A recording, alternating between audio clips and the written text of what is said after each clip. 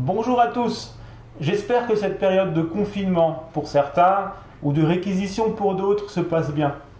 Étant donné que nous ne pouvons plus nous réunir, au moins temporairement, nous vous proposons de petites capsules d'enseignement par vidéo.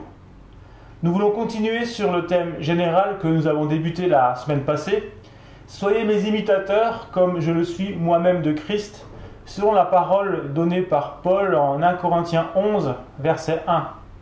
Nous sommes ainsi tous invités à imiter Jésus et aujourd'hui je voudrais vous parler plus particulièrement de la prière. Je constate en lisant certains posts sur internet que certains croyants se sentent perdus car ils ne peuvent plus assister ou suivre leur culte hebdomadaire. Je crois que cette période est un peu particulière, certes, est propice pour chacun de nous pour développer notre relation personnelle avec le Seigneur Jésus et développer notre vie de prière. Jésus nous a montré l'exemple. Afin d'être efficace dans son ministère, il passait beaucoup de temps, seul à seul, avec son Père, dans la communion et dans la prière. Son ministère était à la hauteur de sa vie de prière. Par exemple, en Marc, chapitre 1, verset 35, il est écrit que vers le matin, pendant qu'il faisait encore très sombre, il se leva, sortit pour aller dans un lieu désert où il pria. De même, en Luc, chapitre 6, verset 12, peu avant de choisir ses 12 disciples, il est écrit qu'en ce temps-là, Jésus se rendit sur la montagne pour prier et il y passa toute la nuit à prier Dieu. La question que je veux nous poser est la suivante. Aujourd'hui, où est-ce que j'en suis ? Où est-ce que nous en sommes dans notre vie de prière ? Les passages de Matthieu chapitre 6, versets 5 à 13, et le chapitre suivant, le 7, versets 7 à 11, représentent parmi les instructions de base données par Jésus au sujet de la prière.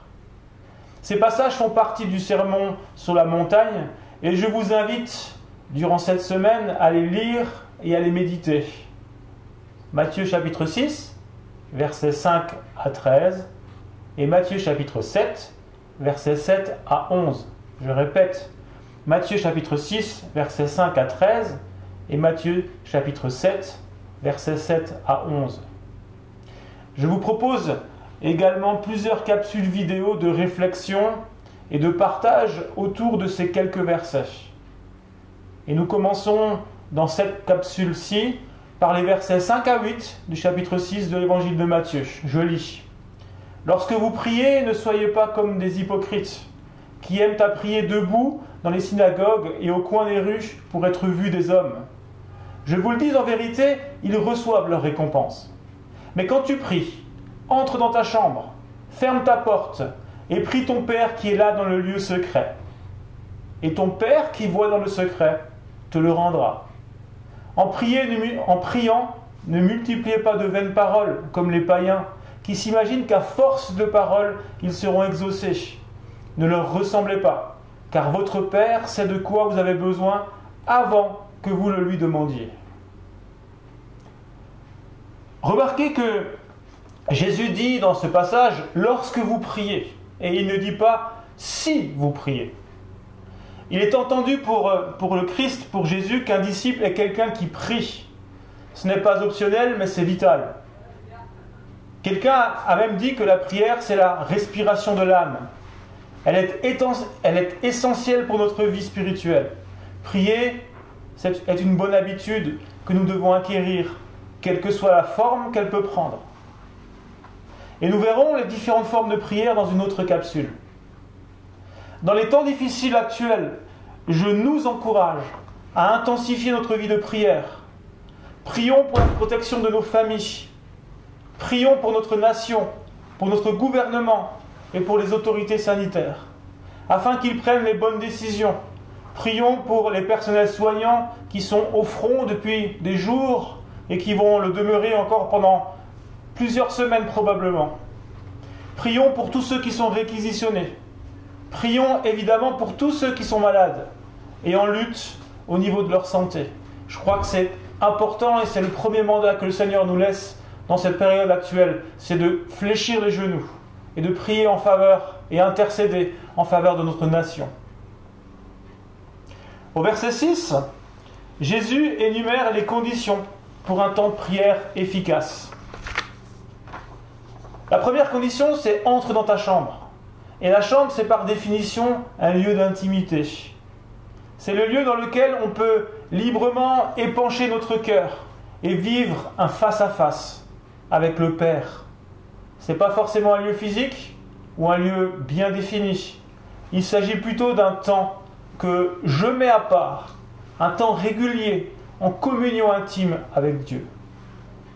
Ensuite, le verset nous dit « ferme ta porte », entre dans ta chambre et ferme ta porte.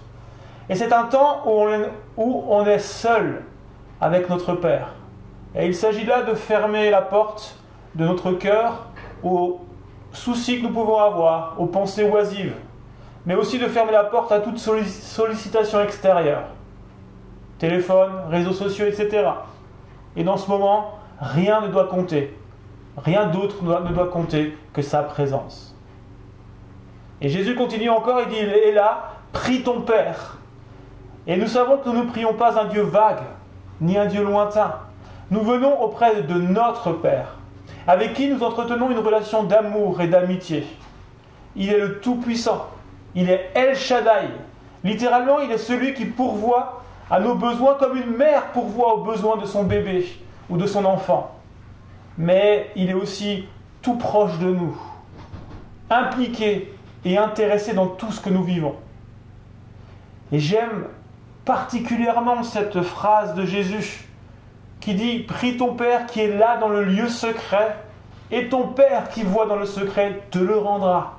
Ton Père qui voit dans le secret te le rendra. » Lorsque nous venons dans ces conditions, nous avons l'assurance, même si nous ne le ressentons pas, que Dieu est là avec nous dans le lieu secret. Il nous voit, il nous entend. Lui qui voit dans le secret nous le rendra, c'est-à-dire qu'il interviendra en notre faveur. Mais dans ce passage, dans ces quelques versets, Jésus nous met également en garde contre la vanité, l'hypocrisie ou même l'orgueil. Les pharisiens, eux, s'appliquaient à prier au coin des rues passantes pour que l'on voie leur spiritualité. La prière publique ne doit jamais avoir pour motivation de vouloir impressionner les autres. Au contraire, Jésus nous met en garde contre l'hypocrisie qui consiste à faire de belles prières quand d'autres nous écoutent. La prière, ce n'est pas non plus de vaines redites ou des paroles à n'en plus finir qui vont nous apporter d'exaucement. Elle ne réside pas dans des bonnes formules ou des paroles vaines et vides de sens. Elle est l'expression de notre cœur, de nos sentiments, dans l'intimité du Père Céleste. Car nous avons cette assurance que notre Père sait d'avance ce dont nous avons besoin, même avant que nous le lui demandions. Jésus continuera ensuite son enseignement sur la prière avec justement le Notre Père, cette prière que nous connaissons tous. Et je vous propose d'aborder cette belle prière dans une autre capsule vidéo. En attendant, je nous invite à prendre du temps, chaque jour, à lire et à méditer un passage de la parole de Dieu, de la Bible, même si ce n'est quelques versets.